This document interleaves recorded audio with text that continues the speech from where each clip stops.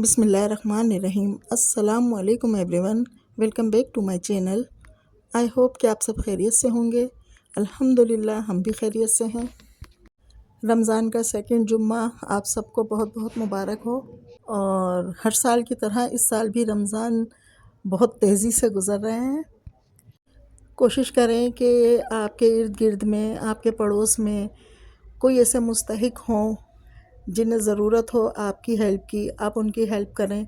लेकिन हेल्प इस तरीके से करें कि एक हाथ को दे तो दूसरे को पता ना चले। ये कोई हेल्प नहीं होती कि वीडियोस बना के और किसी गरीब को उसकी नुमाइश करना, उसको और ज़्यादा बेइज्जत करना।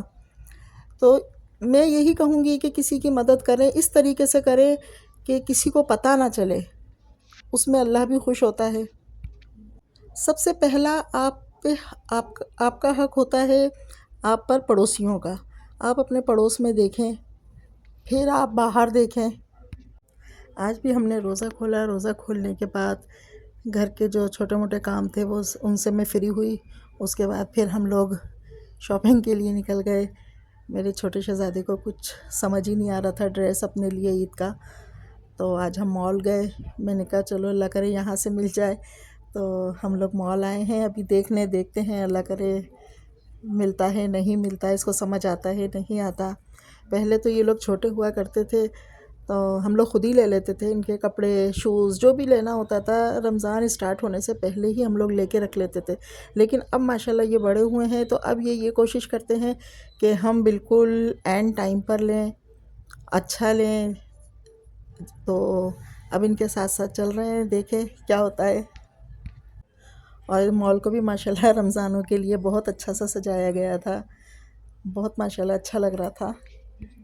मैं वैसे तो बहुत कम ही आती हूँ मॉल, क्योंकि यहाँ चलना बहुत पड़ता है और मैं चल के ना थक जाती हूँ। तो इस दफ़ा ये हमेशा सादिया के साथ ही आता है, लेकिन इस दफ़ा इसने बोला कि नहीं अम्मी आप चलोगी, नहीं अम्मी आप चलोगी। मैंने कहा चलो चलते हैं। तो मैंने हिम्मत की, चली और माशाल्लाह बहुत अच्छे से चल लिया गया।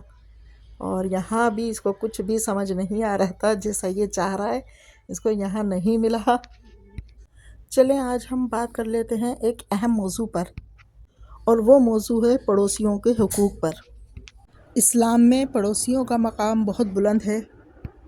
पड़ोसी सिर्फ़ वो नहीं जो हमारे घर के साथ रहते हैं, बल्कि वो भी हैं जो हमारे महल्ले, हमारी गली, हमारे आसपास रहते हैं।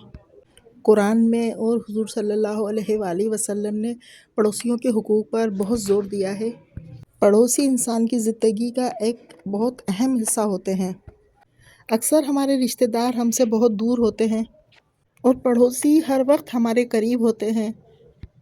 हमारी दुख तकलीफ़ में रिश्तेदारों से पहले पहुंचते हैं, क्योंकि वो हमारे करीब रहते हैं। इस वजह से इस्लाम में पड़ोसियों के हुकूक को बहुत अहमियत दी गई है। पड़ोसियों को बहुत अहमियत दी गई है। कुरान में अल्लाह ताला ने हुक्म दिया है कि वालिदैन के साथ साथ पड़ोसियों से भी हुस्न सलूक किया करो।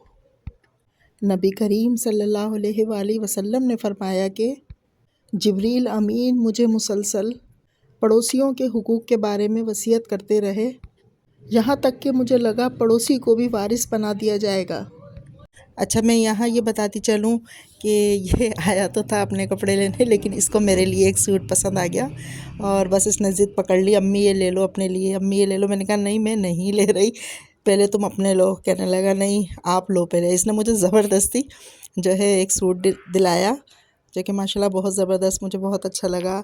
अब यहाँ भी समझ नहीं आया, अब यहाँ से फिर जो है दूसरी जगह गए, वहाँ जाके हमने फिर दोबारा जहाँ हम कल आए थे वहीं हम आज गए। वहाँ हमने आके बहुत ढूंढा, आज भी काफ़ी हमने वैराइटीज़ चेक करी, लेकिन समझ नहीं आया। फिर हम घर आए तो गैस जा चुकी थी। मैंने जल्दी जल्दी आटा गूंद के रखा। फिर मैंने कहा अब तो कुछ पक ही नहीं सकता, तो सहरी में ही बनाएंगे इंशाल्लाह। आटा मैंने रात को ही गूंद के रख दिया था। आटा जो है उसी वक्त अगर गूंदो, ताज़ा ताज़ा गूंदो और गूंदते के साथ ही पकाने लगो तो ना रोटियां अच्छी बन पाती हैं और ना ही पराठे अच्छे बन पाते हैं। फटे फटे रोटियां भी बनाओ तो ऐसी बनती हैं कि जैसे किसी अनाड़ी ने बनाई है या पहली मर्तबा बनाई है, तो ऐसी मेरे से भी बनती हैं। तो इस वजह से मैं बहुत ख्याल रखती हूँ कि आटा ख़त्म हुआ है तो मैं जल्दी गूंद लेती हूँ, ताकि जो है सही रोटियां और सही पराठे बन पाएँ। पड़ोसियों के हुकूक की बात की जाए तो पड़ोसियों के चंद हुकूक ये भी हैं जो कि बहुत अहम हैं। उन्हें तकलीफ़ ना देना, अपनी आवाज़, अपने रवैये और अपने किरदार से पड़ोसी को परेशान ना करना, मुश्किल वक़्त में मदद करना, मुश्किल में उनका साथ देना।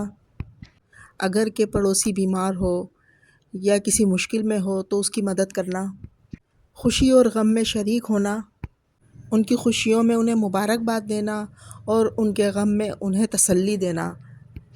अपने पड़ोसियों की इज़्ज़त और उनकी प्राइवेसी का ख़याल रखना। घर में कोई भी अच्छी चीज़ बनाए तो सबसे पहले उनका ख़याल करें। इससे अल्लाह ताला भी खुश होता है और अल्लाह पाक रिज़्क़ में भी बरकत देता है। और ये बात बहुत अफ़सोस से कहनी पड़ रही है कि आज के इस दौर में लोग अपने पड़ोसियों से बहुत दूर होते जा रहे हैं। किसी को एक दूसरे का नहीं पता कि उसके घर में क्या हालात चल रहे हैं, क्या नहीं चल रहे। हर दूसरे शख्स को बस अपनी पड़ी है, अपनी उलझनों में मसरूफ़ हैं सब।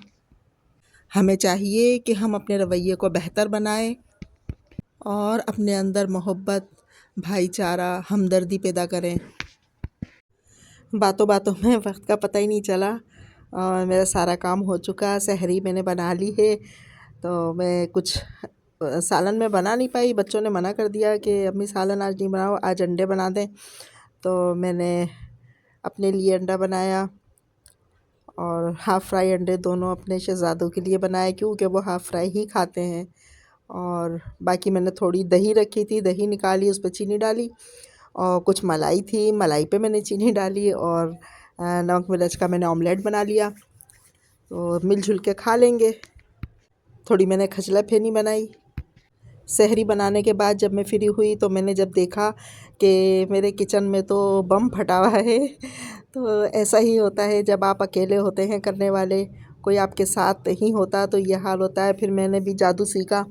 मैंने जादू की मदद से जो है किचन बेहतरीन क्लीन कर लिया। माशाल्लाह बेहतरीन क्लीन हो गया मेरा किचन। मैं रात को सहरी में ही इसी तरीके से पूरा किचन साफ़ करके सो जाती हूँ और जब मैं सुबह उठती हूँ तो मेरा दिल बहुत खुश होता है ये देख के कि किचन मेरा साफ़ सुथरा मुझे मिलता है। बाकी जो है मैं और घर की सफाई करती हूँ। फिर मैंने नमाज़ वगैरह पढ़ी, ज़ोहर में उठी, नमाज़ पढ़ी, कुरान पढ़ा।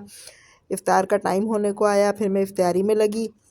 तो मैंने जो है आज मैंने आलू के थोड़े चिप्स बनाए थे, थोड़े ना डिफरेंट तरीके से। इन्हें मैंने बहुत है ना मतलब पतला पतला काटा और बहुत बारीक बारीक मैंने इसको कट करके आलू को, फिर मैंने इसमें जो है ज़्यादा कुछ नहीं मिलाया। मैंने थोड़ा सा चाट मसाला, थोड़े से जो है नमक डाला और बस ज़्यादा कुछ नहीं डाला। कॉर्नफ्लोर लगाया था इसमें, बस इससे मैंने जो है बनाए। ये माशाल्लाह इतने अच्छे क्रिस्पी बने थे, बहुत मज़े के। तो आप भी इसी तरीके से बनाइएगा। शरबत भी मैंने बना लिया था। सब हमारी इफ्तारी माशाल्लाह बिल्कुल तैयार थी। दिन अभी बहुत छोटे हैं ना तो पता ही नहीं चलता। फजर के बाद सोती हूँ और जब सुबह उठ के ज़ोहर की नमाज़ पढ़ी, कुरान पढ़ा, कुछ सूरतें वगैरह पढ़ी, कुछ तस्बीहात वगैरह पढ़ी, उसके बाद बिल्कुल टाइम ऐसे जाता है कि जो है असर की नमाज़ हो जाती है। असर की नमाज़ पढ़ी और बस मैं इफ्तारी में लग जाती हूँ। फिर मैंने इफ्तारी वगैरह बनाई और बहुत ज़्यादा कुछ नहीं बनाया, बस यही बनाया है। इसमें भी जो है कुछ खाते हैं बच्चे, कुछ नहीं खाते। मेरी वीडियो अच्छी लगे तो मेरे चैनल को सब्सक्राइब कीजिएगा। आज मैंने शरबत 2 तरह से बनाया है। मेरी वीडियो को लाइक कीजिएगा। मिलते हैं नेक्स्ट वीडियो में, तब तक के लिए अपना ख्याल रखिएगा। अल्लाह हाफ़िज़।